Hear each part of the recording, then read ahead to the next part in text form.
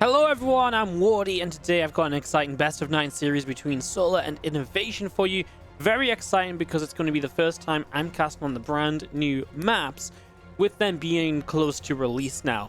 Obviously, I do run the Team Liquid map contest tournament, which means that I get to cast the maps kind of, a couple months before they go on ladder, or a few months before, depending on when they take them from that contest and put them on ladder.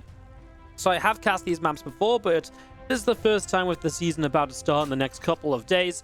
This show match, best of 9, in the top right, our red Zerg player Solar, taking on the blue Terran bottom left, INnoVation. And yeah, best of 9. This is between Solar and INnoVation. This is from the Alpha X Pro series of show matches. Again, I cast a lot of Alpha X stuff at the moment. They run a lot of great events, a lot of great things. Let me just very quickly change the health bars to damaged. So they run a lot of great things, and that's where I'm getting a lot of my replays from, so make sure you check those guys out. And yeah, the new maps, as I'm casting this, aren't yet out on the ladder, but they've made the new maps be played on this show match, basically. So for Solar and INnoVation, I'm pretty sure they've played on each of these maps a couple of times already. They've definitely had a look at them. I'm pretty sure they both played in the Team Liquid map contest, where we tested these maps out. But obviously, maybe we'll see how kind of it plays out. It's fun to get kind of a first look at all of this, though, as we do start off on Pillars of Gold. So when we do have the new maps, and also not every map is a new map, it's going to be just new map pools. So we will get a look at some of the new maps, but there will be some of the maps that have stayed in as well. So yeah, just as we get this going, I'll talk about each of the maps and kind of give an intro to them based on when we get into a new one or not. Just want to very quickly say, of course, if you do enjoy liking the video, hit that like button. And of course, if you really enjoy, do consider subscribing. Helps us out a whole bunch. We are going to push for the 30,000 subscriber mark. We passed 21k, and I thought, you know what, let's go. Let's just road to 30k. So if you love the content, consider supporting it. It's very easy and quick to do so. Now, this SCV from INnoVation does come up this ramp and will hang out on the natural. A couple of queens. Just continuing to build. Let's give you an intro to Pillars of Gold then, because this is a very standard opening from both players so far. There is the Reaper moving across. The main base has a little bit of dead airspace as it leading into it from the left side. Obviously, the natural is fairly standard. There's definitely drop potential from the natural to the main. The main is pretty well protected apart from this dropping location here, so that's a very typical setup that you oftentimes see, where the natural gives defense to the main from drops, right? So the main is protected from one side because you're naturally going to be defending your natural expansion location anyway. This Reaper, by the way, having a hell of a time, gets a Zergling kill already, and the others are already low. Good job from INnoVation. Then you come out to a choice of third bases. A third base down here in the forward position, or a third base across up to the top. This third base here is quite nice because it is high ground, and for any sort of push into it, the Terran would have to clear out these rocks. You're always going to be pushing up the ramp, and that's always going to be a little bit difficult to pull off. And I think that's why we'll actually see Zergs not worrying too much about taking this forward base and getting their forward creep out, versus on other maps you'd maybe expect the Zerg to take this base up here. It's very possible this is a map where we see both these being taken, but in a way, because of this choke and the Terran being able to just set up on, the same height of ground, it may just make that base a little bit less desirable a lot of the time. So that's already going to be one of the very interesting things to watch out for. And of course, I've talked about this high ground. It kind of leads into this middle of the map low ground. Very choked up over here. Line of sight blockers. Very typical, trying to dissuade people from just moving through and having big clashes in the center, and instead trying to move around in other directions and making the fights happen in more interesting places. Or if they do happen in the center, then it is going to be fairly interesting because of those choke points, line of sight blockers, and everything else. Do you have two Hellions, and the Reaper just going to move up and go into the natural. They're actually going to find themselves a drone kill already, make that 2 actually. So for the first 2 Hellions already getting in, this is obviously pretty nice. More Lings have just been made, but they actually don't have speed yet. He gets rid of one of the Hellions though, and one of the Hellions going down pretty much stops this from being too much further damage as well. As you do see the Hellion going in for just a little bit extra, trying to get as many drones as possible naturally. And we'll come back around for one more attempt, but that is going to be a shutdown. Queen gets the kill, and the first 2 Hellions do indeed go down. The rest have just been left at home from INnoVation as he also goes into Cloaked Banshees, so playing a Hellion Banshee opener here, really just playing it fairly safe, giving him a lot of harassment options in these early stages of the game, as his first Banshee goes out over to the far right-hand side. So that's going to move all the way out to the far right of this Queen. Pops down a creep tumor as well. Obviously, I think one of the things about this base, it does feel like it has It takes quite a while to maybe even get like creep connecting to it, but it's actually not been so bad here. I kind of imagined it taking longer. This is a fairly small map in general, I do believe. It's kind of one of the ones that you can push across quite easily, and that means you can cover it in creep pretty quickly as well. As you do see, the Banshee here is going to go for a couple drones, and we'll find 2-3 workers. Spore Crawler just not ready yet. Queen at the front from Solar pushes these few Hellions away once again. So as both the players play up into what seems to be just kind of Ling Bane versus Bio. You know, INnoVation, 3rd CC building extra racks and engineering bays all coming down.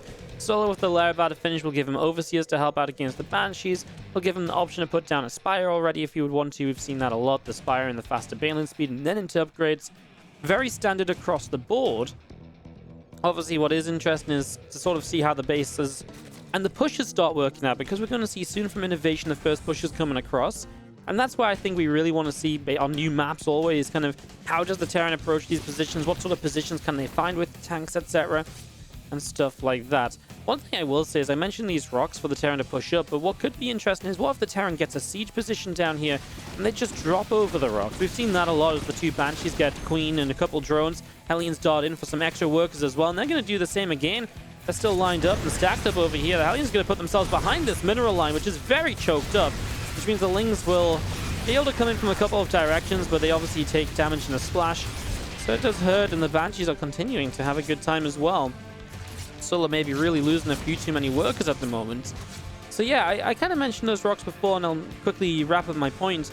If you get some tanks down here and you drop over, this could be very powerful. So it might be that these are rocks which the Zerg, if they take this base, will often want to clean up, because there's no obvious way to then flank into this army. If the tanks are here, you have to go all the way down the bottom and then up, and if there's high ground vision, you're going to get shelled on as you go there. There isn't actually an easy way to fight this without taking those rocks down, so I feel like that could be very, very painful for Solar if he isn't careful soon, because the first Marines are on the map, and there is siege tank production coming, so the second wave of this, the next two medevacs, add on a couple of tanks with this push, and there's absolutely going to be potential there, especially off the back of this much damage early game.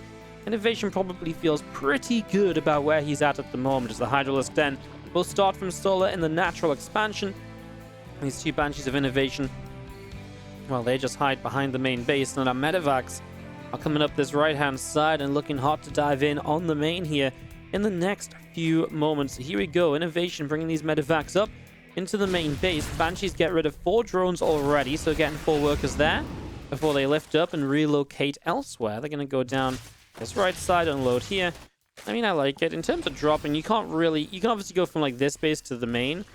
I wouldn't say there's like a lot of like, you know, bunny hopping potential from one base to the next so much on this map, because the third is kept pretty tight to the main base, and then you do have the natural also. It's not a lot of rotating power needed, so I kind of feel like it's okay against the drops. Loses a medevac here, and INnoVation's going to come straight across. I get the feeling he's going to siege up, like I was talking about earlier, right on the bottom of these rocks. He's then actually, even then, he's actually just going to push around this left side, so it doesn't even drop over. Just kind of says, yeah, if you're going to come down here, you've got to run down this ramp, and that's going to be messy for you. In the end, Solo does get down here. INnoVation will unload to the high ground and try and fight a little bit longer, but nice dive in from Solar. He is playing a Hydra-based comp, which is always better against these aggressive attacks. Always gives you a few more options, I feel. Always, you know, it's a bit more sturdy on the ground, right, compared to the Mutalisks or so. And so in that regard, this obviously maybe helps out with being able to just have enough to then run straight down and to greet this. Now, was this necessarily a good fight still for Solo? Well, I don't think so. Resources lost is in INnoVation's favor. Obviously, he's done a lot of eco damage early, which added to that as well.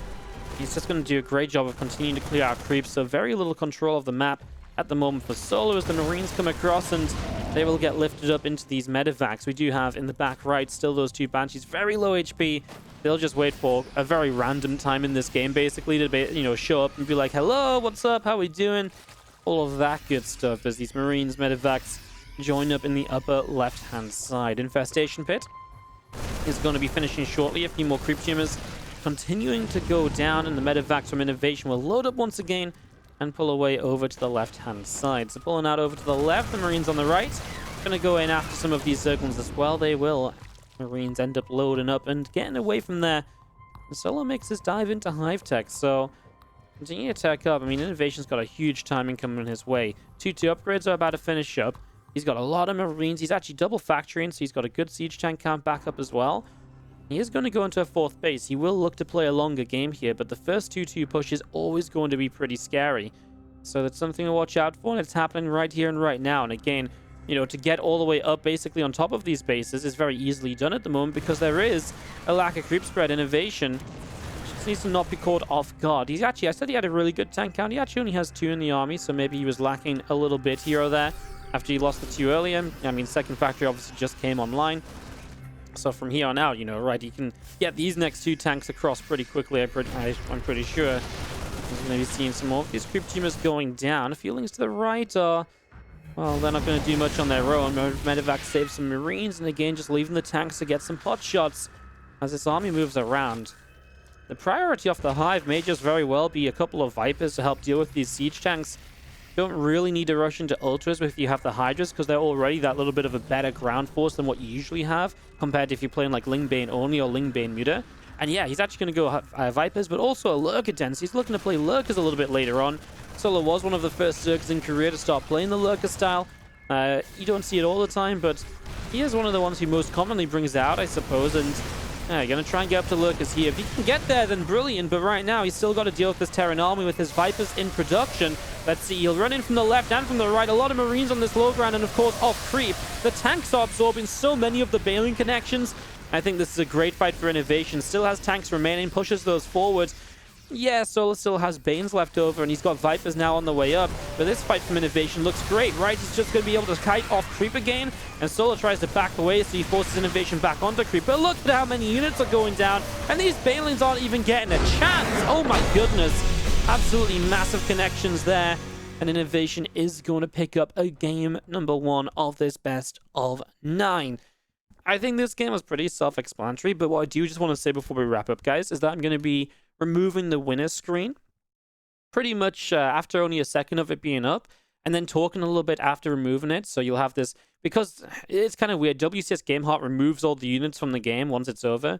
So if you're wondering why I'm talking over an empty map, I'm just removing the winner screen quickly, and because that's the reason, because of that, the reason for that is because we've been having some issues with YouTube randomly selecting previews for the when you mouse over like a thumbnail, it gives you a video preview.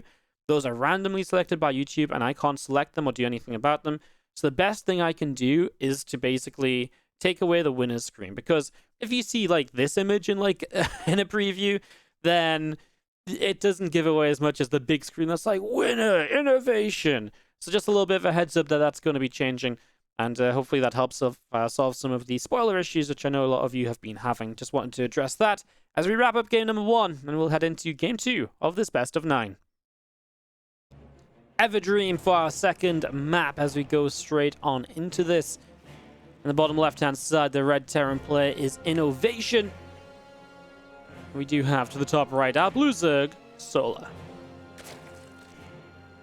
Now guys, I do have a quick sellout moment here just as we get into game number 2. I'm only going to take 25 seconds max on this, but we do have a new sponsor on the stream.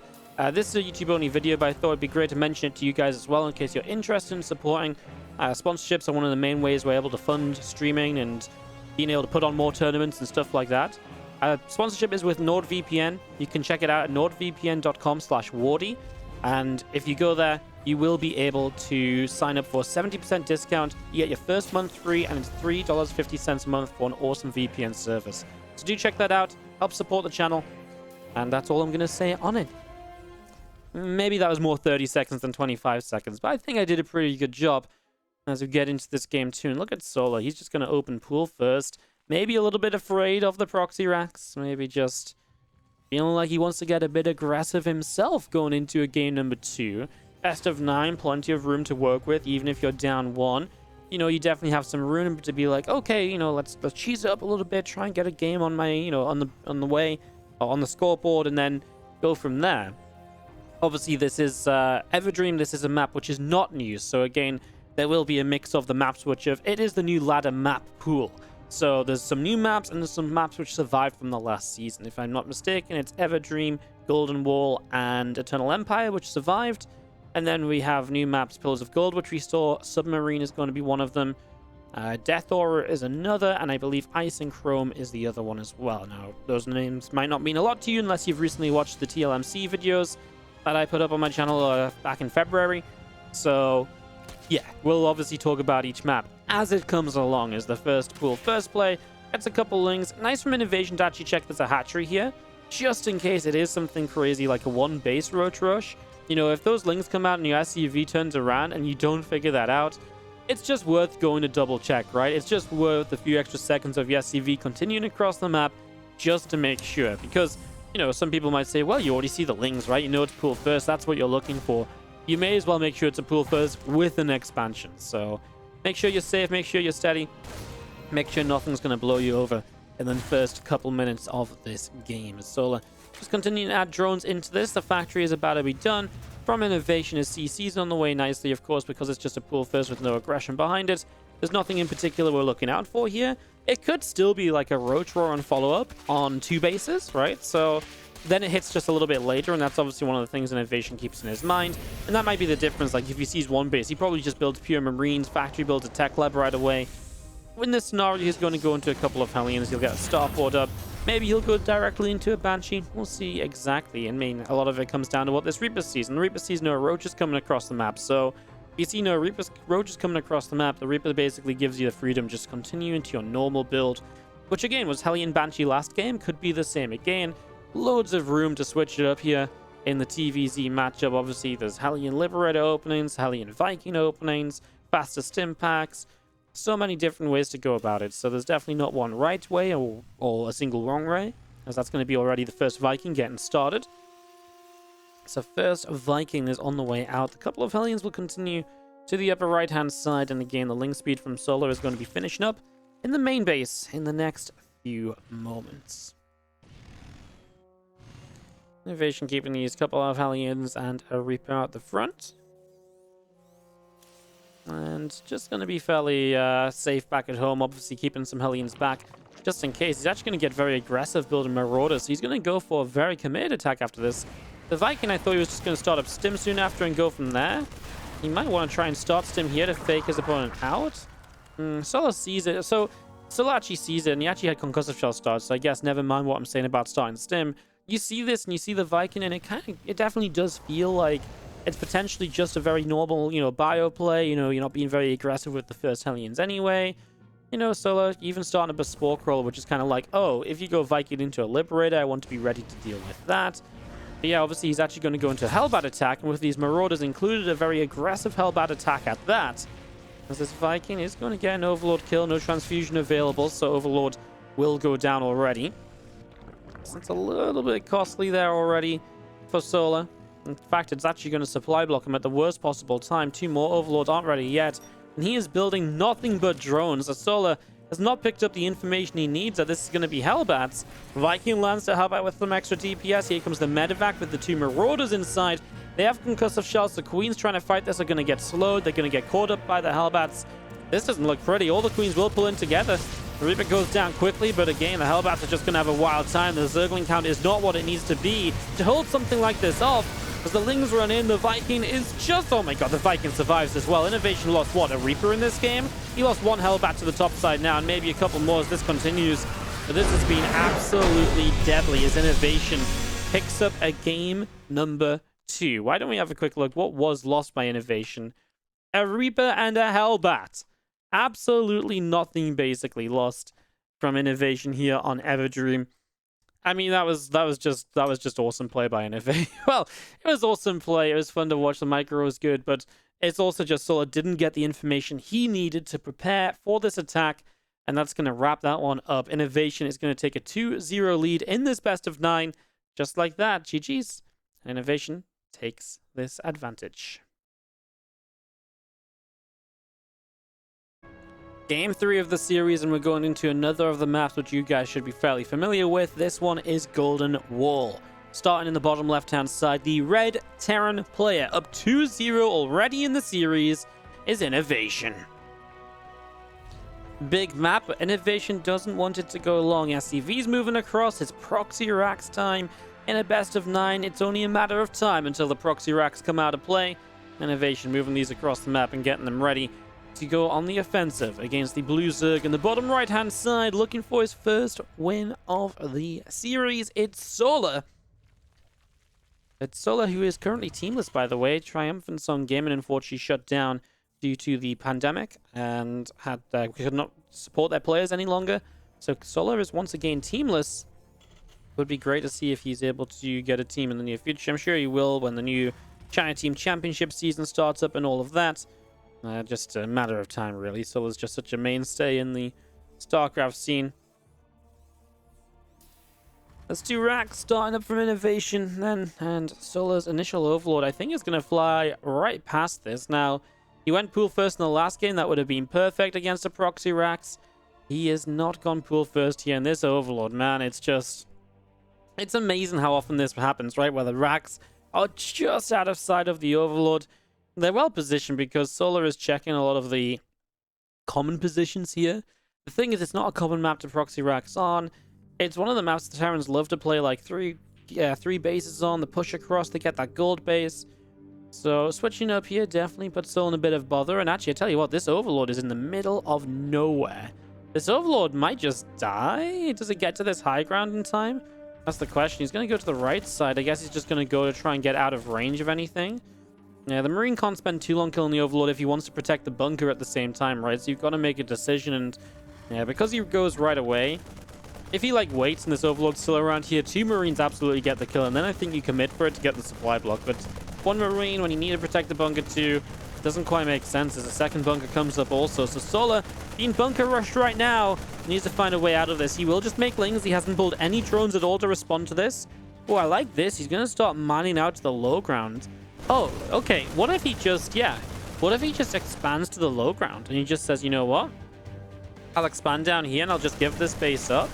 That can be a pretty responsible way of dealing with this without needing too many units, because then as INnoVation, you have to push up this ramp.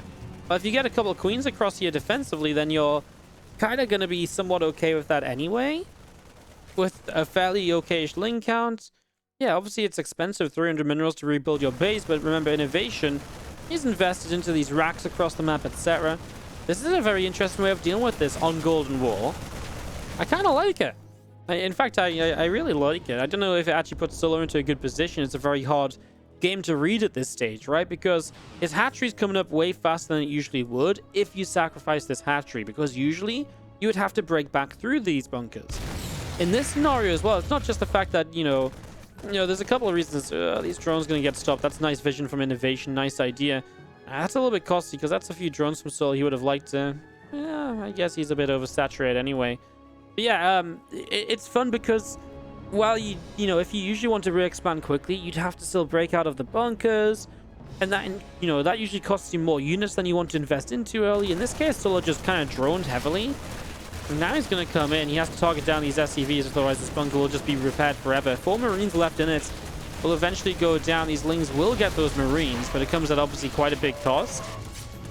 The Rack scouting into the main base, and INnoVation should know what's up now.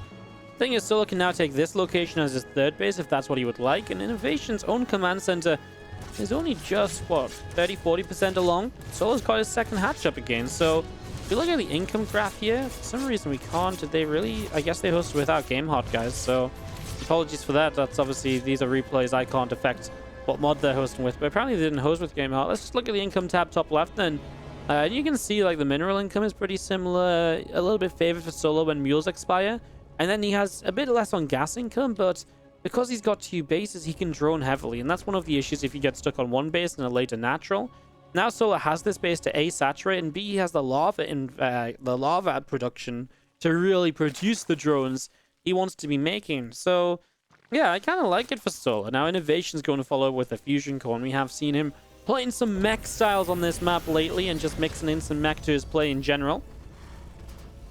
So Fusion Core is on the way up. Burrow just completes their... No, sorry, Burrow was on the way, but he actually just cancels the Burrow. So cancels that. I mean, what are you going to Burrow at this stage of the game anyway? So I think that's actually a misclick more than anything else. Yeah, I was going to say, actually, when you take a moment to think about it, what the hell is he going to Burrow? Absolutely nothing. There's nothing to Burrow. So yeah, good call by Solar not to go into the Burrow upgrade, as this is just a cloakless Banshee. Obviously, you make 1 Banshee oftentimes to keep yourself safe in case Solar goes for like a very aggressive follow-up attack to this. The Banshee is something that then can't be killed defensively. But yeah, that means it doesn't have cloaks. It's very limited in what it can do. It has to be very cautious.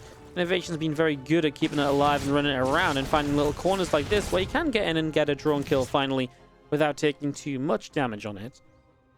Well, his first battlecruiser is in production, so INnoVation going into that first BC. Now, it's not impossible you play like one BC into bio. That is something which some players have done recently, but I do feel like if you're going to mix mech into a best of 9, Golden Wall is a great time to do it. It's a huge map. You get tons of bases to play that battle mech style on. You can just be mining for what feels like forever. And if you're going to be mining for that amount of time, you're going to put yourself in a position where you're going to be able to, you know, if you're going to be able to get that many bases, you really can just trade out with battle mech again and again and again and again. And you can make a really good, you know, effort of denying the Zerg bases and keeping the Zerg's economy that much lower. 3cc is ready to move out from Inno. I'd expect a gold base to be taken. The only slight concern with that is that Solo is on the bottom of the side of the map already. So you can get a couple Banes in these gaps, and they do explode and splash over the minerals to kill SCVs at times. So the two Queens at the front, the Hellions get pushed back. Weapon refit is continuing on the Fusion Core as our first BC teleports across. There's the Banshee on the natural, as at the same time you see the BC on the third. I'm going to call this the third base just because of the fact that I know he took this as his natural, but this is the natural base in general. So just to clear up any confusion there, this BC flies through, then hasn't done too much. The Hellions might be the bigger issue. Quite a lot of Hellions against the Zergling count that's currently around. The Banshee went down to a Spore Crawler. The BC didn't really do much. I think INnoVation's just been focused on maybe getting these Hellions into a position where they're going to start roasting drones. We'll look at the workers killed in a second here. So this is a lot of damage done. Even very narrowly gets 2 more drones at the end. 13 workers and 38 Zerglings, and the battlecruiser's still here. You can see INnoVation, the resources lost top left, has already put himself into an advantage there. I was just going to be seeing 2 more factories from INnoVation building in the main base now. Hellions get themselves a few Zerglings in the center as well. I'm just going to be seeing the BC making its way back home. Now, there is more BCs. The weapon refit told us that would be the case, and the extra factories obviously telling us and confirming for us that it is going to be mech. Something that Solo would just like to confirm for himself here. So he comes in and does get confirmation this is mech. Now, he is already building Mutalisks. We'll see if he wants to stick with that and play like a Lingbane Muta style against this, or if he wants to play into Corruptors at some stage. And now he's going to start baning speed, so he's going to try and play a Lingbane Muta against the mech. We've seen this kind of become a thing, and I will not lie, it's been a mixed bag of success and failure. It feels like oftentimes the Zerg does very well. It feels like you're keeping the Terran player pinned back. It feels like you're ticking all the boxes. And then eventually the Terran just says, like, well, yeah, you've been playing Lingbane Muta all game. I get that 1 extra base up that I need, and, you know, then you're just out of money, and I'm just kind of destroying your army the entire time. These BCs might actually want to teleport back home just to help against the Mutalisk, because there is a single missile turret up, and that's all at the moment. First Thor in production is going to teleport the BCs back, and they're going to come to the natural, because there's no missile turret in the mineral line here. And, ooh, well, Thor actually lost 1 meter to the fact that there was a missile turret at the front. And 1 meter is not the end of the world, but of course, you're hoping to keep everything alive, you know, everything possible alive in all of this. As we see the missile turret still firing up a storm. A couple of SCVs going down. Solo will make his exit through the top side. A few Lings, a couple of meters continuing to join up together. A couple of extra Thors on the way from INnoVation. With 1-1 upgrades, Infernal Pre-Igniter, all of that continuing to start up. As the Baneland speed is going to be done in just a few moments as well. BC coming back in. It's going to Yamato up a Mutalisk there. Make that a second Mutalisk. So second Mutalisk will go down. Gonna see the rest of our Lings up through the top side. A lot of meters from Solar continuing up to the top, and they're going to be joining up together. Marine gets taken down already, and just going to be seeing a couple of extra Cyclones continuing to build. Mountfield Accelerator continues up, as well as the +1 vehicle weapons and plating all on the way. These BCs will continue to control the map, and they will continue to keep these Mutalisks back at home as the unit which is basically there to, you know, designed to basically stop these BCs from dealing too much damage. And that's great, because these BCs are going to come through, they're going to Yamato a few units, they're going to teleport away, so they're going to get efficient trades, and they don't get the Yamatos off this time. In fact, sorry, Yamatos were already on cooldown, so I apologize for bad wording there, but in general, that's what you do, right? You go across Yamato, you teleport away. This time, Yamato's already used, so they just teleport away. Now the Mutalisks can come across the map, but again, it creates a good portion of time where the Mutalisks are not being aggressive. And that obviously means less chances for Solar to deal damage. INnoVation is really going hardcore on heavy missile turret count in the main base. 3 missile turrets already in there, as the +1 melee is going to finish up from Solar on his main base very soon. The Hellions of INnoVation will move back out onto the map. We just came in, they got themselves a tech lab and took a few shots from a Thor. But that's about it for the moment as the creep spread of Solar continues to push through. And that's one thing that's really been uncontested this game. Solar's creep spread has just been allowed to do what it wants, and he's slowly just found his way up to 4 bases. Now he's up going to 5. And yeah, INnoVation's also about to set up into his own 4th base, so no issues there right away. It does just, I mean, this is what the Mutalists do, right? They keep the Terran player back, it gives you the map as the Zerg. And right now, I'd say Solar's doing a very good job of that, because he's still finding chances to get across and to kill some SCVs every now and again, which obviously is a big help as well. So yeah, I kind of like it for Solar, right? He's definitely doing what he needs to with these mutas, and I also like that he's now starting, well, he adds a Corruptor. See what else he wants to add over time. There's a couple of Yamatos do line up. There's a couple mutas down. The mutas kind of stopped there for a moment, and with the Cyclones here, they can't really just dive in on the BCs either. This is why Corruptors are a little bit better to kind of push back the BCs, because they are just much better at dealing damage to these BCs and a bit tankier as well. The mutas do give you that harassment option across the map, though, as Bane's morphing in. There is some Roach Ravager to kind of help with this, so it's not just Ling Bane muta, it's going to be kind of Ling Bane Roach Ravager with mutas in the sky. And like I was saying before, he is building more than one Corruptor now, so I can say it with confidence. I like it, just adding a few more Corruptors into this and really stabilizing for a later game. I feel like the mutas have done their job of creating great map control for Solar and great presence and, a lot of bases, and allowing him to get up to a lot of drones, keeping the Zerg Terran player a bit pinned back. But I do feel like a lot of the time you see this style fall apart because the Zerg tries to stay on that for too long, but Solar's really moving off of it, as these Banes are going to get some connections. The Cyclones first getting caught by a few Lings and then getting caught by the ramp. I thought that was a bit out of position going down as well. Not a bad jump on these units from Solar at all. We'll have to back away now, and this is where the Terran excels, able to catch units who are trying to back away, and that's when they get the extra kills to try and even up that resource loss tab a bit. Obviously, Terran still trades better overall, but that's why Solar tries to take so many bases so quickly and sits on a higher worker count. Although, honestly, INnoVation, 78 SCVs of his own against 82 drones?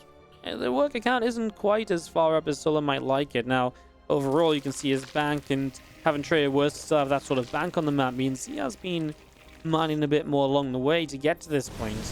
And that's what's going to help him out. It's a shame we don't have the income graphs available properly, just because that would give us a really good indicator of how exactly that has looked. This isn't a bad fight at all. Lots of Banelings here.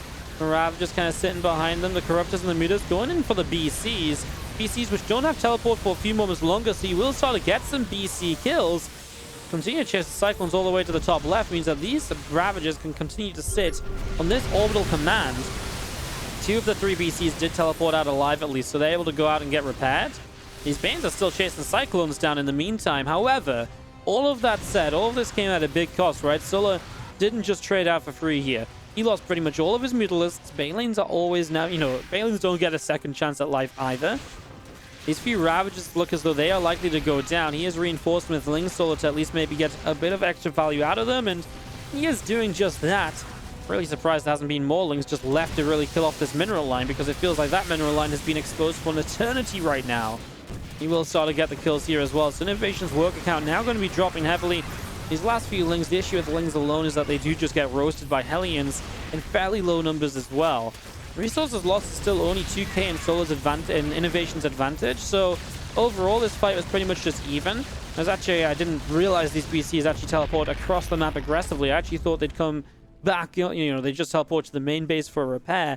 They actually stayed out on the map, so when it deals damage, that basically means you sacrifice them, though, and it does mean that at some point, Solar has to slow down and deal with them, maybe send some units back. But INnoVation, I'd say for the most part, is in a bit of trouble because Solar just has another wave ready to go. Solar's now feeling comfortable enough to start up a Great Aspire transition, and there's not really any preparation for Broodlords either. So Broodlord's definitely going to make Solar's life pretty sweet at the moment. The thing is as well, INnoVation is now what? On 4 bases still only. His top left base got shut down, and Solar's continued to expand. He's just got this gold base up, so another base he can mine from. He took INnoVation's worker count away, so now he's going to be mining that much more than INnoVation at any point in time. His gas count income is way higher. The minerals is a little bit higher as well. So yeah, in general, looks as though Solar has maybe done enough. And again, I really feel a lot of this was just, instead of playing like pure Ling Bane meter, which we see so often, Bane's getting more SCPs, he actually played kind of like meter Ling Bane into Roach Ravage Corruptor, and I like it. You know, it just feels like when we see Ling Bane meter, it does have this issue of like, this fight wouldn't have done as well, and then INnoVation starts fighting back, and it's like, well, great, you got all these bases to do what? You know, what are you doing with that advantage? Like, absolutely nothing, it feels like. So yeah, I really like the way that Solar actually approached playing off the Mutalisk here against the mech army. I really believe like this actually went pretty well for him. So right now it feels like he's hitting a bit of a brick wall. He's running some Lings by and they're getting caught, but of course it's a brick wall which he's, you know, building a ladder to get over, and the ladder is these Broodlords, which are going to be the new thing to really just help him out in this. These meters fly in, I mean, they just get caught by Cyclones. It's not the end of the world. 3 Mutalisks are very limited in how much damage they can get done anyway. A few Cyclones of INnoVation around this top side. They get a lock on to the Spine Crawl. They'll get a few shots, but that will be it. Lings continue to chase in, and a few more lock-ons doing okay as well. Plenty of Cyclones and Hellions out into the center. Adrenal Glands is on the way up. INnoVation will come to the far right-hand side as the Broodlords going to drop a few Broodlings down into this. The Banes and the Ravagers will continue to press forward, and they're going to go for an attempt to catch these few Cyclones. So trying to catch a few Cyclones here or there. A few Cyclones of INnoVation in the upper right. Hellions will get rid of a few more Zerglings also. Lings, well, everything actually still from Solar in the center of the map. Continuing through, we do see the Cyclones able to pick off a whole bunch of spines. So the Cyclones are doing what Cyclones do best, which is kind of splitting away, counter-attacking. The issue is going to be this main army of Solar. It's already pressing to the front, and what does INnoVation really have? Well, he's going to get this top right base over there, but he only has Cyclones. The problem with the Cyclones is getting the initial lock-on onto Broodlords is so difficult, because then you get hit by Broodlings, and Cyclones are pretty vulnerable. Base goes down. Obviously, now you just rotate around to get this next base along. Yes, Solar loses top right, but he had that gold base, and he's also making his way towards this new base as well, so I don't really see this being an issue, as he's kind of just chasing Cyclones at the moment. I don't even think he needs to do that. I think he can just take this base down. INnoVation is then essentially out of mining. What's he got? Main base is already relocated. That's what that orbital is. You know, gold base mining out, main's gone. It's basically like one, not even a full base of economy at this point. You know, if it is, it's very close to dying off. And Solar will just continue to push through, and those Broods, like I say, they've really been the answer just to make sure that INnoVation doesn't really have any choices. Now these units are kind of cornered in. They don't have any good way to go. They've got no good way out of here, and so the Broodens will continue to drop down. They're going to be overwhelmed. There's just no good way of dealing with this. Cyclones get a few lock-ons, but it's onto one of the Broodlords, right? And if you really wanted to do something here, you need to get all the Broodlords. And that's the issue. Killing one Brood is not going to make enough of a difference. Long-distance mining workers are also under attack. Ravagers and Broodlings continue to fight in. That's going to be GG. And Solar is going to take a game 3 and will put himself up on the scoreboard here. Solar able to go and put himself up 1-2. Because Game Hot wasn't hosted, the units don't disappear when we come out of the victory screen this time around. Yeah, fun game. I think I said it enough during the game, but really loved the way that Solar played this. Really love the transition to not just play a Muta Ling Bane, which is so commonly seen when you go Mutas initially against mech, but to switch into Roaches, Ravages, and add some Corruptors as well, and really have a later game plan once you use the Mutalisk to alleviate the advantage of base after base after base. You know, really, I think a great moment from Solar. And then INnoVation just, it comes down to the fight as well. INnoVation, I don't think the fight was bad. I think the fight just wasn't good enough because he lost his bases. If this fight happens in the middle of the map and he isn't losing SCVs and bases at the same time, then great. But maybe he just wasn't active enough with the Cyclones to be able to get into the middle of the map, be able to get damage done, be able to get those lock-ons, and to find the efficiency he needed. Allowing Solar to take this game 3, making a series out of this best of 9, first of 5 wins it. And Solar has finally got his first point. Very excitingly, we have one of the new maps up next. Is in the bottom right side, our red Terran player is INnoVation.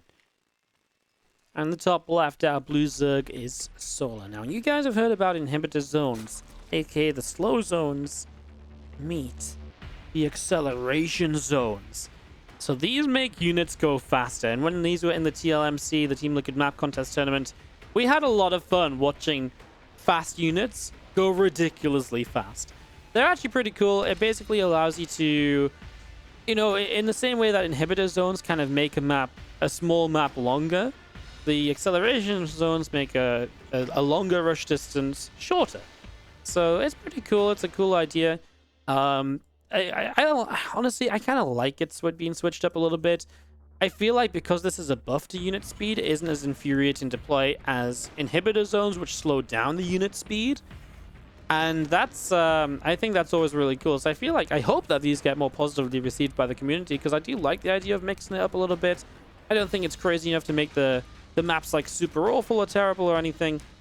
But I know the inhibitor zones generally weren't well liked. So do let me know in the comments down below what you think about acceleration zones, as these drones are already pulling across to find this proxy 2 rack. So INnoVation, not off to a hot start here in this game on Death Aura. Unfortunately, I don't think we've got time to give you a bit of an intro to this very beautiful map, by the way. I really love the color scheme on this one. Love these lush greens in the background of this proxy 2 racks being denied. Maybe that's just because I like looking at that rather than my Terran Heart being like full crying in pain. Like, no, INnoVation, proxy racks is done. On the plus side, maybe we see something a bit different come of this in the end. I mean, he's going to build one Marine, try and run that away. Maybe he just cancels that racks and expands off this. He's going to go for a Reaper, which kind of suggests that's the plan. These 4 drones continuing to chase. I guess he'll leave the racks up here just as long as possible. The longer you leave it up, the more it's like, you know, Solo's got to be like, man, he could still do something with this.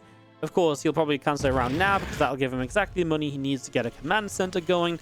So when I say as long as possible, I mean as long as possible where it doesn't really affect his build. Gets a drone kill with this Marine in the end too. A fun little extra, and then the Reaper will come out. Now there's absolutely, you know, bad timings to this from INnoVation. If Solo goes for like an aggressive roach rush, it can be very difficult to hold off because he doesn't have the preparation at home he usually looks for. You just don't have the units you would usually have, so it definitely slows it down. But remember that Solo did give up some of his own economy here. 4 drones came out and were next to those racks for a very long time, so that makes up some of the deficits that INnoVation had in the early stages of this game. You can actually see that INnoVation right now mining a bit more than Solo, and that will fall back into Solo's favor here as he does have a hatchery up, he does drone up, and all of that good stuff. But hopefully shows you that this hasn't all been about Solo at the start from finding those racks. So yeah, INnoVation just decided to basically say, yeah, you know what, let's just fall back home and play a longer game out of this. There's 2 command centers in the production tab at the moment, and there's Queen coming forward, pushing the Reaper away. Just going to be seeing that starport already building from INnoVation in the main base as well. So getting that starport up and running. Going to be seeing the Lings from Solar also just out the front. A grenade goes down. Hatchery takes some damage. Circling speed. Still just on the way through as the Queen catches that Reaper. And the Reaper does take just a few extra shots. Does go pretty low. Doesn't fall just yet. Starport is about to complete here from INnoVation. So getting that done. And of course, as this factory finishes, you might be able to see a bit of a swap around here or there. No, he's actually just going to go for the... Sorry, I didn't realize that factory was finishing a reactor, so yeah. He's going to go a couple of Hellions. He's actually going to go for a Medivac to try and get a Hellion drop into the main base. Always a great way to try and deal some damage at this sort of stage of a game. You know, if it catches the Zerg off guard, it can do loads of damage, and it can definitely help INnoVation maybe get back onto the kind of the front foot in this. Now, Solo did start up a Roach Run already. He doesn't have a ton of gas ready to go. We're taking 2 more gases here, not really looking at any sort of future tech just yet. Does have me wondering, are we just about to see like a bunch of roaches being made? INnoVation, I don't think he's going to get to scout that Roach Run. Good good block from the Zerglings. So yeah, he doesn't get to spot the Roach Run. With the 3 gases especially, it's going to be a lot of roaches starting. I think Solar is going to try and get across the map to deal some serious damage. Now let's see what these Hellions can do.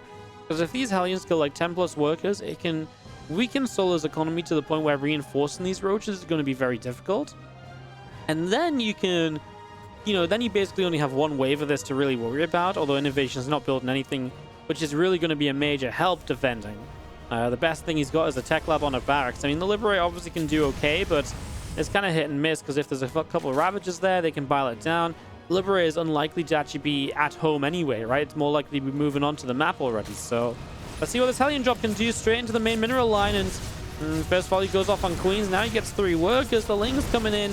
That's going to be a lift up and maybe go to the natural now instead. The Roaches continue across the map. Again, you're getting to see these acceleration zones, actually. You can see the Roaches and Rav just speed up a little bit. Again, it only increases movement speed. It doesn't increase attack speed or anything like that. So again, it speeds up this attack move through the middle of what is a fairly large map otherwise, to make the rush distance or the rush time a little bit more kind of regular. The issue is for INnoVation, he really just did not see this coming, and he doesn't even have a full wall off on the high ground here, which makes this very difficult. A Ravager morphing in the front tanks quite a bit of damage. Actually unmorphs and remorphs a bit further down. I think he was maybe afraid of the potential Biles killing it off. Lepre shows up and honestly getting quite a few kills with these Hellenes as well, but you're just never going to kill these Roaches and Ravagers across the map as INnoVation, and that's going to remain to be his problem here. As yeah, there's just way too much. INnoVation has to type out GG, and we've got a real series on our hands, as Sola's going to end up taking a long game, then a short game to make this a 2-2 tied up scenario. I'm glad we got to see at least a little bit of an attack through the center. Not the best example of the acceleration zones here, but at least we got to see a little bit of them in action. Obviously, it'll be fun to see how players play around us once they get a bit more of a chance to play around them on the ladder, etc. So that's definitely very exciting. I forgot to take us off the victory screen. So let me just talk for a couple more moments. Let me fill your time by saying you're all awesome. Thanks for all the support lately and all of that good stuff. Of course, hope you're enjoying this series. As always, if you've got any thoughts about it, I love to read the comments. I mean, I say I love to read the comments. I love to read the positive comments, or the comments that aren't just like, oh my god, this race won again. Yeah, it turns out if you only watch videos where that race wins and you only comment on those ones, that race will always win based on your comments. Yeah. So, yeah. Did you guys think the slight YouTube comment hating is enough to make sure we don't get spoiled? I hope so. We'll see you guys in game number 5. See if Solar can keep up this win streak and actually take the lead in the series for the first time. So we really do have a series on our hands going into a game number 5. In the bottom left-hand side, the red Zerg player is Solar. Top right, our blue Terran. Give it up if you're cheering on INnoVation. Ice and Chrome. This is one of the maps that's also new. It's one of the ones I'm not very happy that made it to the ladder, because I really feel like this map making it to the ladder is like really the map where it should also be like, this is where I was upset that Eternal stayed in. Now don't get me wrong, Eternal is a great map and it gives us great games. I just don't feel like we need, and it's also very different to Eternal, don't get me wrong. I just feel like this map is very stalematey. There's a drop path into the main, yes, but the 4 bases are all super choked up, so the only real good effective way to fight is to really try and pull your opponent apart, and I just don't like how choky it is. And while that's not really true of Eternal Empire, I feel like what this is going to do is it's going to just force those very long games again and again.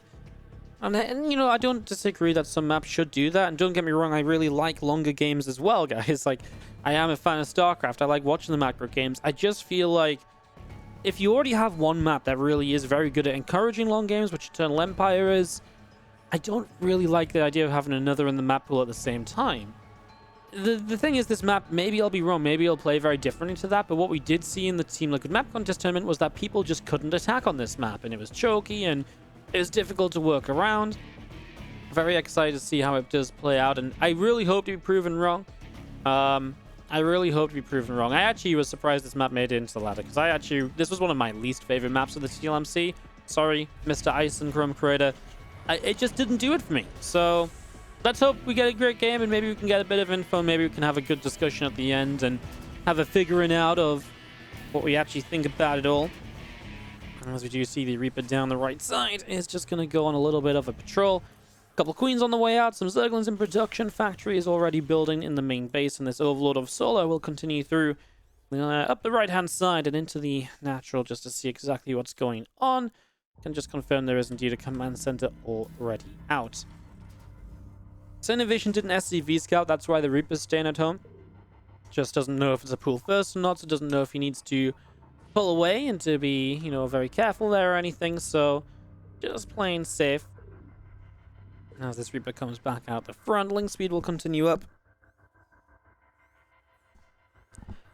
And just continuing to get that underway. So just getting the link speed coming through. Natural expansion will start up a Queen as well. Hatchery on the 3rd base. The Reaper of INnoVation will continue down to the bottom left-hand side of the map.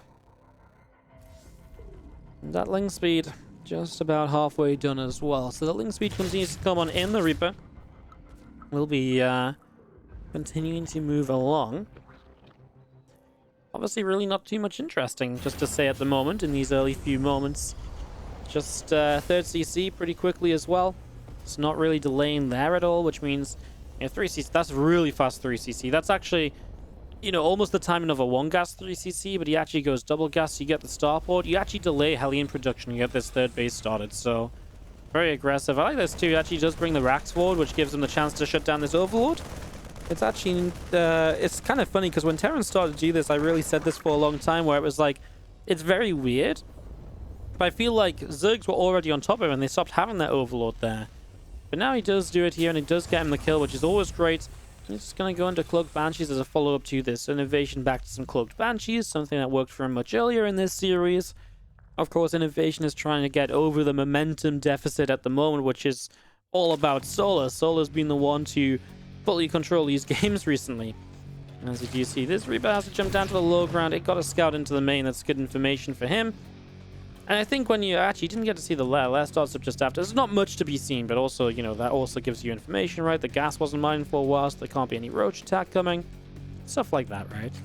But yeah, Cloak Banshees, I really feel like it's like the bread and butter of like a TvZ opener, right? It really gives you the options. You can do anything with it, You take some bread and butter, you can rack some ham in there, you can put some tuna in it, make a tuna mayo sandwich.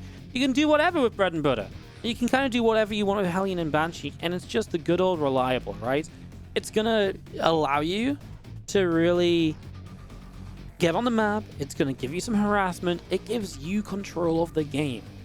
It keeps everything kind of wrapped into your opener. You're in control, and I think that's really big. Until you lose the Banshee right away. I think that's really big for INnoVation after losing a couple of maps, because now he can be like, God damn, like, I'm just sick of you doing nonsense. Like, okay, one of my proxies didn't work. My mech didn't quite work. Some stuff like that, as we do see the Spire is building up from Solar on the left-hand side. A couple of extractors continuing to come up. We do see this orbital command from INnoVation. We'll move down to the third base as well. Just getting that up and running as 8 drones in production. Baneling speed is coming up on the Baneling nest. The Lings already getting a bit of a surround here on this set of rocks.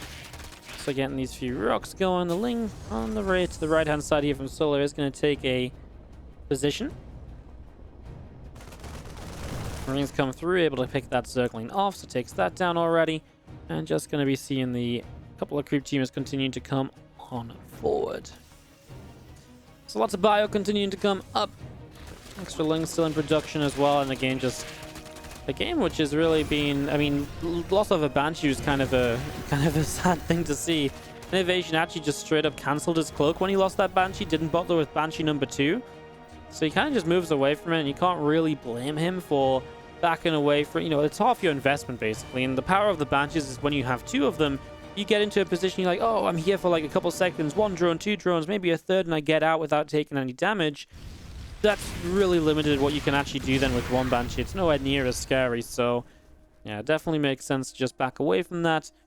A little bit unfortunate, especially after I ranted about Cloaked Banshees and Cloaked Banshees and how it just wasn't so great. They're the bread and butter TvZ, and in this case, INnoVation dropped his bread and butter and landed butter side to the floor, and it's all over. It was a mess. He didn't even bother buttering the other side of the bread now. Okay, well, enough of bread and butter, as we do see INnoVation is making his way around this left side. And get a tank siege jump. Very interesting way to approach. I guess he just wants to get into position on the third. I guess if you get over here, you can get tanks which can siege the third base location. Solar's right to go jumping on this as soon as possible, because I think if those tanks do get there, it's going to be very concerning. Solar is going to clean this up. This is one of those fights where he obviously went for the faster lair, so his upgrades are later, so it was 1-1 advantage for INnoVation. Whereas Solar, he already had the muters out and he had the Baneling speed out. And I actually think just the force of everything there definitely did help him to take it down. Some reinforcements from INnoVation showing up to help him from this drop that was being hunted. His Mutalists really were ready to just kill off everything there, so reinforcements were necessary as INnoVation moving into a second factory. Already going drilling claws, adding a Thorin after he saw the Mutalisks. INnoVation prepares himself for the later stages of this TvZ versus the Mutas and so on. I like it. It really feels like he's not messing around with anything. It's not like he's trying to make a second attack happen and then follow up. right from the start, he's preparing, for anything that Solo could really throw at him. I'll say, obviously, it's been a little bit less than active on the map for Inno. There's been a lot of creep spread going around, and the creep spread is pretty out of control at the moment. And this is what I mean about this map. Like, where do you push this Inno? I mean, for a Terran play, I guess if you can push and get, make use of these chokes, then brilliant. But I kind of feel like, how do you get there on a map like this as well? There's so much counterattack potential. There's so many pathways to watch. I feel like this might become one of the big vetoes for Terran players in TvZ, because it just feels like there's so much opportunity. The only thing I will say, there's a lot of ways to get into counterattacking position, like, and to get to bases. Once you get to a base, it's, there's pretty, I guess, one-dimensional. You can either go up this ramp, or you go into this position here. I guess you can go up here and left or right as well. I guess there is quite a bit of mobility for run-bys. Just trying to think the map out along with you guys live right here. As we do have INnoVation, another drop of his picked off, so really not able to get anything going for himself out on the map. Really not finding any fortune at all just yet, as more Zerglings are running all the way out down to the south. They are all going to join up together with the Mutalisks, and again, creep just all around the place.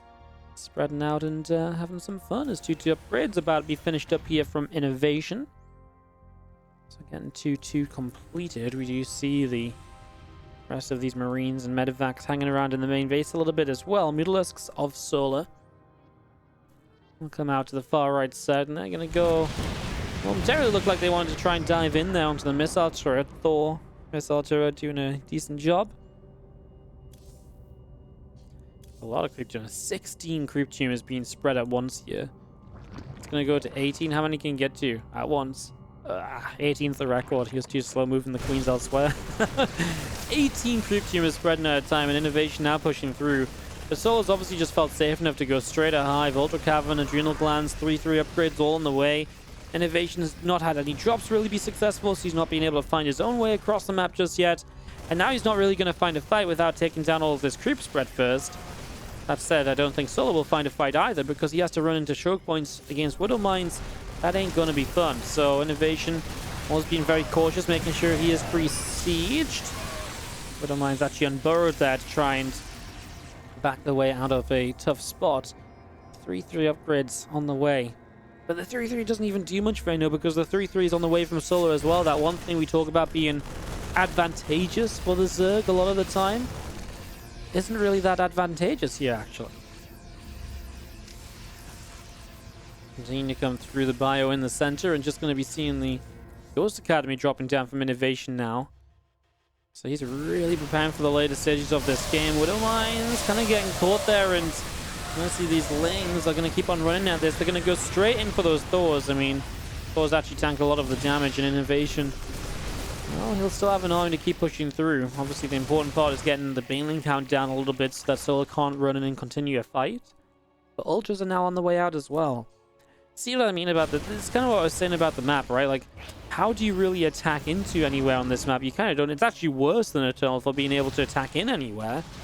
INnoVation's not even able to find his way across the map just yet. I mean, maybe arguably you could say that's because of how the early game went. He obviously lost a Banshee early. He lost a lot of the control he would have had there otherwise. And it's just kind of crazy to see for the moment still. As you see, INnoVation going to continue pushing over the left side. Lings, Banes, Queen. All of this set up in the middle. I mean, again, anywhere he goes, he's running onto creep spread. Look how deep he doesn't even care about it anymore. He's just like running on creep. It's just like, yeah, I guess we'll just wander onto this and see what happens. This hatchery from Solar is going to go down. Bane's already running up, and they're going to show up onto this planetary fortress. Instantly blows up. I mean, there's a new base to replace it, so that's obviously easily done. Obviously, Solar loses top left, but he's manning comfortably on bottom right, and even a new base coming up over here as well. INnoVation losing a lot of SCVs on the tail end of this, so 20 workers versus the 6 drones, and that is obviously Solar's advantage. That now he's slowing down INnoVation's economy, he's slowing down what INnoVation is mining, and so INnoVation isn't going to be able to keep on matching Solar in these fights, and fights which have been not even INnoVation favored so far. 9.7k versus the 10.4k resource lost. I mean, they're slightly favored, but for this stage in the game, usually the Terran is up to 3,000 resources. in that resources lost tab. But otherwise, don't get connections here as the Lings will get chased back. An extra SCV went down, which is why this work kill tab on the left side is still lingering from before. Bane, Ultramuta. Out to the left-hand side, a couple of creep tumors going down, and we're just going to be seeing INnoVation. I mean, at least he was on a lot of bases here. So he is repositioning these, and he actually went into orbitals. Doesn't even bother with planetary fortresses. I mean, that's risky, because now if you're only going for planetary, if you're going for only orbitals, without any planetaries, you really just mean that even Lings, you don't even need Banes, just Lings can stop the mining in those bases. INnoVation will grab an Ultra here, but at the same time, Army goes running in over on this side. The Thors actually take a long time to get rid of, but eventually we'll get there. SCVs are going down on the right, SCVs will go down on the left. I mean, more orbitals getting blown up as well. Lings and Ultras just dominating this position. 31 workers killed in INnoVation. Well, he's below the 40 worker count now. He does get some drones across the map, but I mean, that's a Widow Mine drop that is not really going to be that influential, all things considered. He'll get a few more drones, but considering how much damage he just took, that's not really the talking point of this game. Solar, 180 supply against the 105 of INnoVation. Solar with money in the bank to spare. And this was just absolute domination. This game through and through. From the moment that Banshee died and he had to cancel Cloak, just felt like INnoVation didn't have a chance to do anything on the game. He had one attack top left, which Solar jumped on and got rid of right away as well. Not a pretty time for INnoVation. Solar will come straight through. We'll clean this up. And that's just going to be GG as Solar will find himself game number 5 of this series. And Solar from 0-2 down is going to come back and win 3 in a row to make this a 3-2 advantage. Really bringing this back, really putting, the fight on. I like it, bringing the fight to INnoVation, putting up some pressure, putting up some resistance, and now putting INnoVation under pressure especially.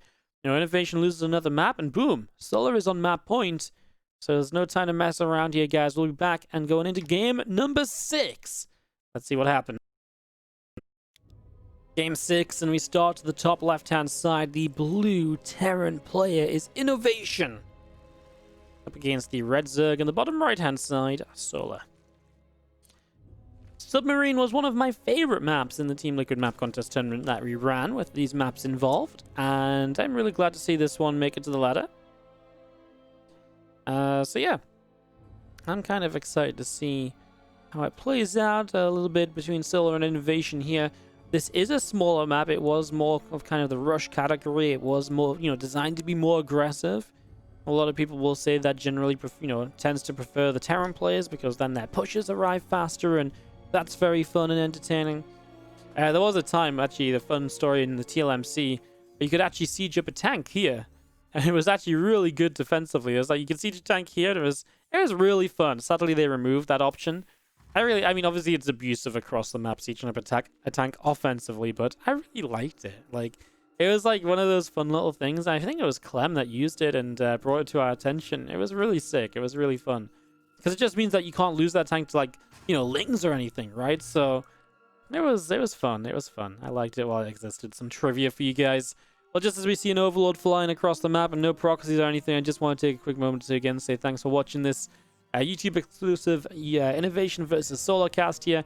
If you are enjoying the video, obviously like and subscribe and all the usual stuff you can do for free and very easily here on the channel. And just very quickly to mention as well, do consider checking out the Patreon page. That link is also always down below in the description. Patreon.com/WardiTV. Pledges there help me to, they actually go directly 100% into WardiTV tournament prize pools, and that allows me to keep on producing great content, great tournaments for you guys, and just keep the content coming. So do check that out, youtube.com/WardiTV. Nope, that's where I'm casting. Patreon.com/WardiTV. And consider pledging if you enjoy the content and want to support. Of course, if you do not, no worries at all, because I'm going to tell you what's going on in this game. Reaper making its way out across the map now. So we'll see this Reaper initially. SCV Scout is actually looking to block the third base here. The Reaper, ooh, didn't expect he'd get there in time to block this base. But again, it is a bit of a smaller map in general, so maybe that timing already coming into effect there a little bit as this drone takes some hits. He does get the hatchery down now. SCV obviously started to go home, realizing he was on the base that Solar wasn't going to take anyway. Now we have the Roach-Roaring in the main base of Solo already dropping. So it looks as though Solo may already play to the fact that this map's a little bit smaller.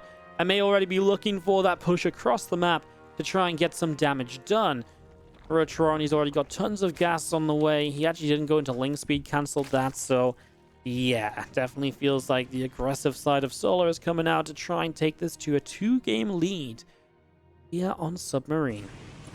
Reaper hops up, Queen and a couple of lanes will deal a bit more damage there. A little bit more damage done. He actually got the drone in the end, which is pretty nice from the Reaper.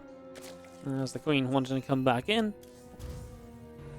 Unfortunately, guys, I know this will be sad news to all of you, but I'm pretty sure there's no... I know a lot of people want the Abyssal Reef underwater effects to come back, but sadly that's not a thing here on Submarine, despite the name. There is a map on that came from this TLMC that isn't included in the current ladder map pool, the one that's going to be made new. There is a map that is going to show up, and that is going to be featuring that underwater effect. It's called 2000 Atmospheres, I believe. So we'll keep our eyes out for that in future ladder map pools. So get excited about that, perhaps, as we do see Reaper and 2 Hellions back away to the top left-hand side. Liberator Siege Tank building. He actually cancels his add-on on the racks to build an extra Marine. And preparing for this Roach attack. So gets the information, gets the scout with the continued, movement around the map from these, units. The factory goes to the tech lab, which I imagine the starport had set up for itself. Liberator about a pop. Looks like the Liberator is going to go across the map. INnoVation comfortable that he'll be able to defend here anyway. I mean, if that's the case and you get this Liberator across and able to deal some damage, then it's brilliant. Obviously, if you have the Liberator at home and helps you defend, that would have been maybe even better. But again, INnoVation for the moment saying, I can defend this anyway. Not sieging up this tank, just letting it kind of sit here and deal damage. She loses a depot, but doesn't even get supply blocked, so a good start. The Liberator already across to the far right side. Which bases are going to siege up? Looks like the natural. Overlord just goes for a little bit of a look through into the main. INnoVation starts at 3rd CC. He says, yeah, this is no problem. I'm getting into a good spot, and Solar has not paid any attention to this Liberator. Did not see it coming, and loses 4 drones already. And this drone's going to run in. Okay, he fixes that drone. Spore will relocate, but obviously the Liberator could hop into the main base as well, be annoying over there. Queen's taking a couple of shots. Actually took a lot of extra shots on the Liberator. He actually will lose it before it gets into the main base. Yeah, maybe could have unsieged a bit sooner. With the Spore Crawler and the Queens there, it's just a bit too much damage going out. Even if you just siege for a few moments in the main base, right, it denies mining time. It's a pull away on drones. And that always adds up throughout the course of the game. So, something to watch out for as 2 engineering base from Solo coming up behind the natural. We're just going to be seeing Queens dropping creep out in front of the 3rd base. Viking coming through and just going to be seeing it going in after this Overlord as well.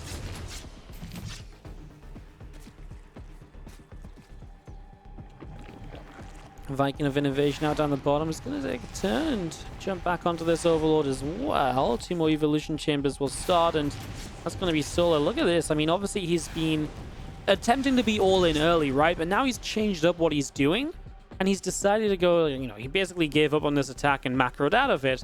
But that's the deficit that you're seeing here, where the lair is late, the evos are late, everything, right? There's nothing that's been built on time, every, thing that you'd see kind of, you'd usually see either lair or the evos, right? This Overlord gets taken down by a Viking. And that's going to be INnoVation's advantage for having held off this attack without really taking any damage of his own. Gets himself into a very strong position here. He will take the triangular 3rd base. And as a few Marines moving out, don't think he's really afraid of Roaches or Ravagers anymore. He does have Stim Pack just now finished up. And as we're going to be seeing that combat shields continues in on the main, the orbital command from INnoVation will land on the 3rd in just a few moments. As INnoVation continues out over this right-hand side with his Reaper just hanging around out over here. So we're seeing the 2 siege tanks from INnoVation loading up and going to start to move into the middle of the map.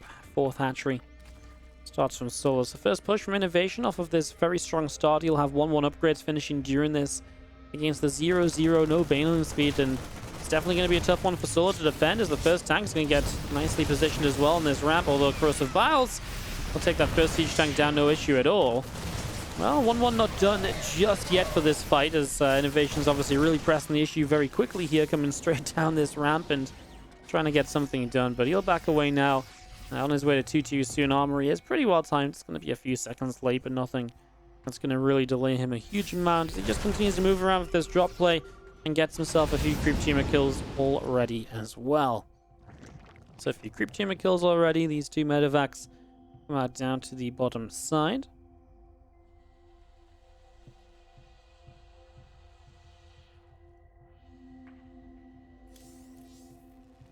And that 2-2 from INnoVation continue to move along. 1-1 melee upgrades coming in. The Balin speed will finish shortly. INnoVation has a couple of these medevacs that turn away from the main base. Backing away. A whole bunch of extra Marines continuing to roll on through as Marines, medevacs, tanks pushing out into the center.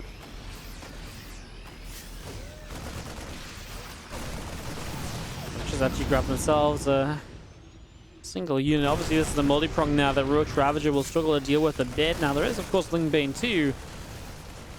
But nothing is in position anyways, so this drop will go into the main base. There's units running in after this, but honestly, there's just nothing here. There's no banelings or anything set up, and the tanks shelling away on some of the roaches already. This drop doesn't do much. We'll go back to the fourth base where there is no protection, so it's going to be a similar story to what just happened on the third base. The third base just fell without any real fight. Fourth base loses about 8 drones. Yeah, INnoVation obviously just continue to press his advantage from earlier, and still definitely some weak unit positioning here as well, because while INnoVation was in his, it was in an advantage, it shouldn't have been so heavily one-sided an advantage as this. He gets a kill on this base up here, and so Solar is really kept down on 3 bases, really expanding to a 4th base. INnoVation does lose his tanks. He kind of gives those up as he backed away to that top right side to pick that hatchery off.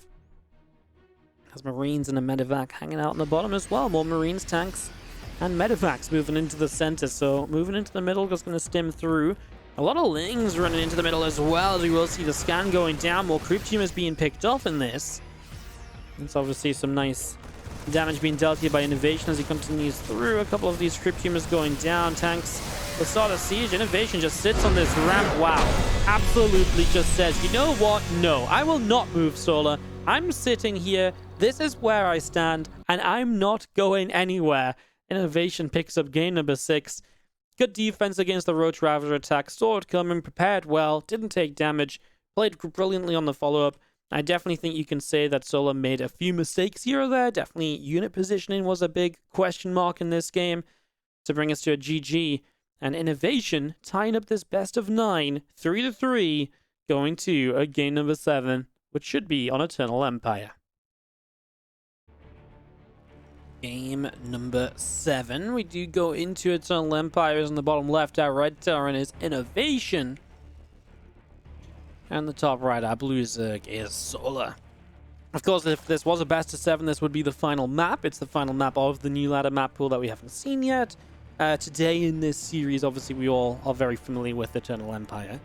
And that means that we are guaranteed a game 8, basically, right? So we're guaranteed a game number 8 and then potentially a game number 9.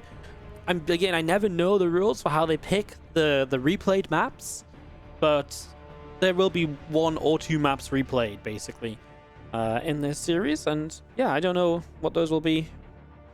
Just know that we're going to get to at least see one of them based on the current score of the series. Eternal Empire should be a fun one, a map which both the players are very familiar and comfortable with, so there shouldn't be anything weird here. There shouldn't be either player being caught off guard by little things of the map. There shouldn't be... I mean, there's better maps to proxy racks on, basically, as well, so... Obviously, we're not seeing a proxy rack, so... I think just gives us a good setup to play forward from.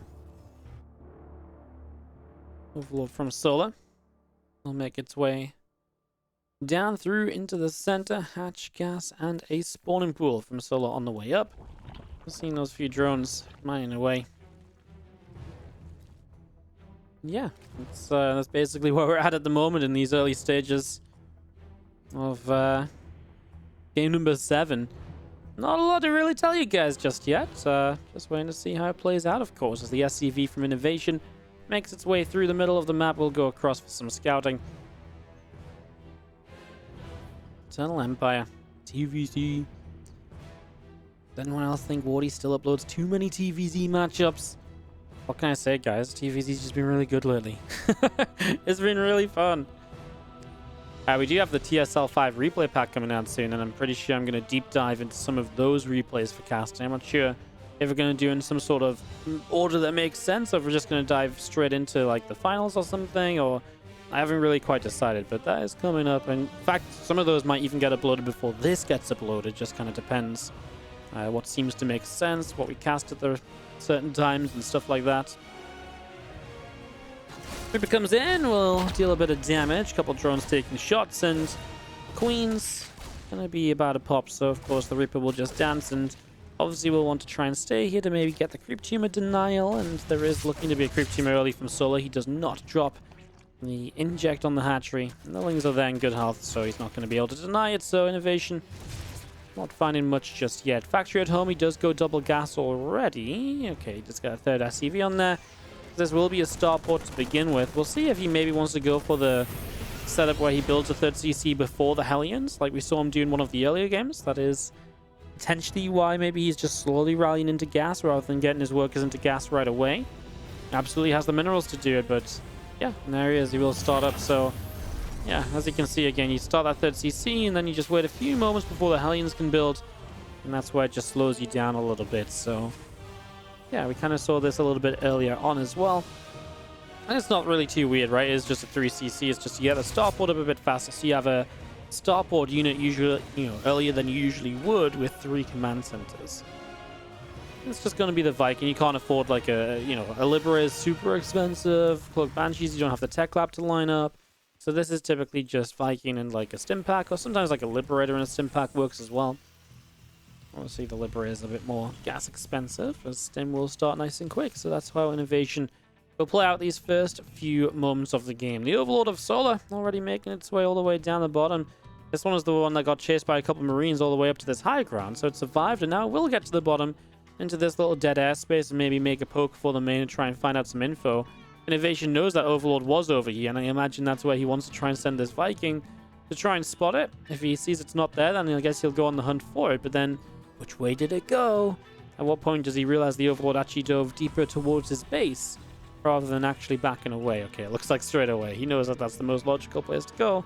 So that Marines couldn't find it again, I suppose, and there the Viking will get the kill. So not much gained here from Solar. Nice idea. You may, it takes a second or so to move it. Maybe you do get a scout if INnoVation doesn't build a Viking right. In this case that INnoVation does build a Viking like he does here, well, it's probably going to die anyway, so Viking picks up the kill. And Solar just going to go for the Lair and the Bane Nest again, so he will be into that faster bailing speed and then slightly slower on the upgrades. So keep that in mind as this Viking will continue to hunt for more Overlords. There's a couple just out on the edges of the creep spread basically, but all of them close enough where multiple Queens should get there in plenty of time to keep the Overlord alive. There's even transfusions available in some scenarios. It's not really imagining INnoVation getting any proper damage done with this or any further kills. It's still nice to push the Overlords back a little bit, put that pressure on. This actually does eat up a transfusion as well, so one less transfuse for later in the game. INnoVation's Liberator will come straight across this top side and will get past this Spore Crawler, make a turn to siege up on top of this mineral line. So that's the next step from INnoVation. Turns around, sieges up the mineral line. A few drones already going to be in some trouble. Combat shields has started from INnoVation. There's a couple of drones going down in the main base. Make that 3 workers already killed off. Spore Crawler will get burrowed. The rest of the Hellions going out over the left-hand side. The Viking dealing some more damage to the Overlord as well. So Overlord taking just a little bit of a few extra shots here basically. And the Queen is going to be able to push that Viking away back again down the right. 1-1 upgrades, combat shields, all of that continue to build. I'm getting ready for, as the first medevacs pop out, I'm sure a push to move across the map, basically. As the Liberator of INnoVation gets sieged up, and just going to be seeing the, again, 1-1 upgrades, combat shields, all of this continue to move around. Siege tank of INnoVation will continue to build up in the main base. INnoVation takes Marines and a tank, a couple of his medevacs all the way out up the left-hand side here. These Hellions from INnoVation joining up out the front as well. A big push from Inno is going to actually go up for the high ground position here. So typically you see Terrans kind of like siege off the edge of this creep and look to push back the creep. He's actually going for the high ground where there is quite a bit of creep already here, so the Lings will just run straight in on top of this. I mean, there goes the siege tank. Did get a target fire onto a few Banes. The Viking landed for 4 drone kills. Wow, that's actually a pretty effective Viking here, and with a bit of target fire, he might have even gotten a few more. And as INnoVation tries to unload, he's going to be forced to lift up once again. Very late armory from INnoVation, so forgetting his 2-2 for a while. Well, not forgetting his 2-2, but forgetting the armory will then delay the 2-2 for a while. That's definitely costly, as well as the rest of these Marines unload. Everything else coming across this left-hand side. Lings, Banes, getting ready to potentially run through into this. I mean, no one won just yet, so if there's ever a time to fight for Minnow, he'd love to fight now. You can see Solo's like, I do not want to fight until my 1-1 is done. He will have it just about as this fight starts. This is Solo going to run on through. INnoVation continues to back off. He actually keeps his tanks alive, which is massive, because now he still has the splash damage for future engagement. And right now, he's starting to chase those few Banes to the top. There's only 3 of them remaining up there. Maybe could have made something happen as he now scans to try and push the creep a little bit further back. Getting a bit more presence just outside this 4th base. He still hasn't started 2-2, even though that now his armory is done. So INnoVation falling behind in what would be a longer game, but up 20 army supply, applying some good pressure. Pressure that Solo might not be able to overcome here. Bane's running through. The Lings are looking for the surround on these tanks and Marines. Marines go splitting away off over to the side then. They will go in a couple different directions. Tanks continue to fire and these Queens continue to fall. So Queens keep going down. Marines coming up to the top. They're going to go straight in after this hatchery. I'm just going to see a couple of these Banes. Well, one of them gets soaked by Marines, but only one connecting means the Marines are kind of fine, and there's enough medevacs to actually heal up before the next wave of Banelings show up. So, actually, kind of surprisingly, it wasn't so much of an issue. Reinforcements here from INnoVation. Oh, this time a couple of Banes connect, but it was really only those couple. These tanks still alive in the background and still just shelling away, and they will do enough to help INnoVation take a Game 7. And INnoVation will be the first player up to a match point scenario in this best of 9. Now, Solo was behind in this series and won 3 in a row. Absolutely no reason he can't win 2 in a row. But of course, the pressure's on. No slip-ups now, else INnoVation is indeed going to run away with this series. So make sure you stick around for game number 8. The beauty of this is, and it's YouTube, so I can just be like, guys, I'll see you in game number 8, and then this transition's going to slide, and you guys are going to see game 8 starting. It's like magic. Game number 8, as in the bottom left-hand side, we have INnoVation taking on the top right, Blue Zerg, Solar, of course. I mean, I know we've introed them 8 times now, but that's the way we do StarCraft casting. We're back on Ice and Chrome, which I find very interesting. This was the map that Solar completely dominated before. Okay, I'm in 2 minds here, because I, A, want to see INnoVation show us how he can make this map work. But B, I also want Solar to just dominate again so we get to game 9. You know? I'm in 2 minds at the moment, so we'll see how this plays. Just as a quick mention, of course, just a quick little sellout moment again, of course, guys. YouTube memberships is a thing as well. For $5 a month, you can become a member on YouTube. You get a little WardiTV icon next to your name when you comment. You get some of the Wardi emotes you can use on your YouTube comments as well. Most importantly, it helps to support the channel, so do check that out. There's a join button beneath the video, and yeah, give that a click, see what you think of it.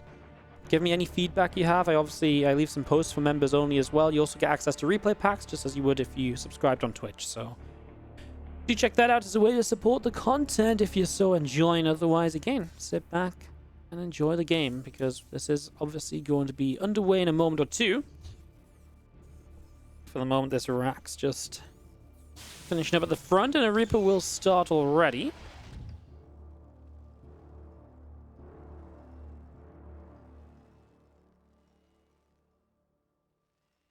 It's going to be seeing the command center dropping down on the natural expansion. And yeah, I'm really interested. What on earth does INnoVation do? Because, okay, last time they played on Ice and Chrome, INnoVation lost a Banshee early, and you could maybe say that that was an influence. But honestly, I feel like, yeah, that has an effect. Maybe losing the Hellions like you did, but it's so much of an effect that it went that out of control is kind of what I'm trying to say. Very interested to see what he can come up with up with here the second time around of playing Ice and Chrome. Again, I don't really know how these maps get picked per se, or how the rules work for the second round. I wouldn't be surprised if they actually made it so this was kind of designed to test some of the the new map pool, and then maybe they kind of force new maps to be the only choices for maps 8 and 9. I don't know, but all I know is right now is Ice and Chrome. But maybe I should really find this out sometime, because I would love to know, maybe, did INnoVation pick this? Did Solar pick this? Did INnoVation veto something else? So yeah, maybe I should ask about that sometime and actually figure this out, because we've been casting quite a few of these best of 9s as of late. So Reaper backs off into the center of the map. Factory is going to be done here from INnoVation in a moment, and he will go into a third CC.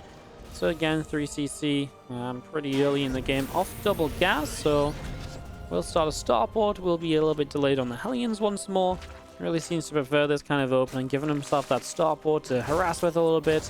Obviously, the Viking last game got him some good info. Actually ended up getting 4 extra work kills in the natural, right on top of the Overlord it killed. So Viking absolutely paid for itself last time around. And that's INnoVation. Good damage with this Reaper as well. Got one Zergling, but most importantly here, was actually able to put some good pressure on drones, force an Extractor, force a Spore Crawler. That obviously slows down, it's some minerals that you already then spend as solo, which you might not usually want to spend. It's a couple of drones that aren't mining. So INnoVation doing a decent job with this Reaper as he comes into the main base. Couple shots off on Zerglings already. Viking of INnoVation building up in the main base. Just gonna see this Queen coming over. We'll inject the third base as well. A couple of Hellions over to the far right hand side. Link speed about to complete on that spawn and pool, and the Reaper actually just hopped down, is going to hop back up and then go down through into the natural. The Ling's going to go running and will get the Reaper kill, so Reaper will indeed go down. Again, just a couple of Hellions going to go back across over to the natural expansion as the Viking going to fire up a storm on this Overlord. So Overlord will take a bunch of extra damage, will go down. Nice. Denied. There's the 2 evolution chambers of Solar just building up in the back of the natural. Stimpak is still on the way through. The Liberator coming up. And just seeing our single Zergling through the top side. Let's see what else is going on. A couple spores coming up. The Evo chambers are going to finish. Solar's Ling runs all the way around the left. It's the Viking from INnoVation will continue through the top and into the main base. Zergling here is going to get picked off, roasted. Hellions able to get rid of that nice and easily as the Queens and the Lings running around this right side. So the Ling's going to jump straight in on this set of rocks. So rocks taking some damage. The Viking of INnoVation moving through the front as well. These Hellions continuing in, and Queens from Solar straight away in position.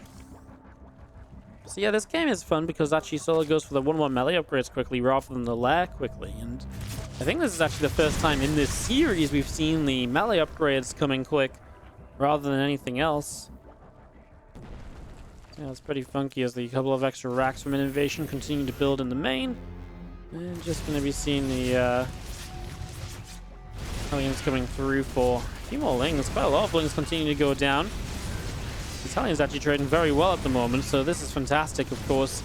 19 Lings and a lot of Hellions getting out of there alive. It just forces Solar into another wave of Lings already. But otherwise, he might have wanted just a few extra drones. There's the Banelin Nest. Now down on the third base. Again, that Banelin Nest down, 4th hatchery. Starting to build here as well. A few Hellions from INnoVation just setting out the front on the third base also. 1-1 upgrades, combat shields. But it's getting to this point again where Solar is starting to really control the map. He's getting Group Gym all over the place.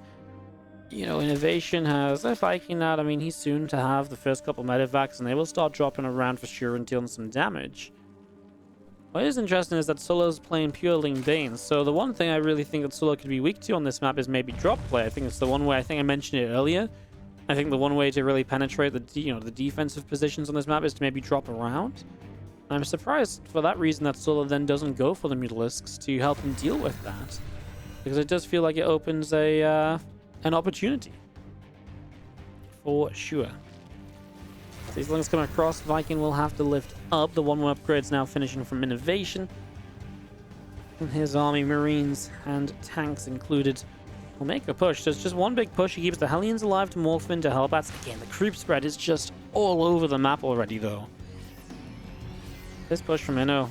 Well, these Lings have to be careful, obviously. How many Banes do we have on the map already? 10. They don't have Bane speed, so the lack of Bane speed is the one thing where maybe INnoVation's micro could come into play to make something work for him here on this position where he's going to be on creep no matter what. Soul actually sends a huge counterattack across to the third base. INnoVation has some units he can use to defend that, so let's see how well that goes.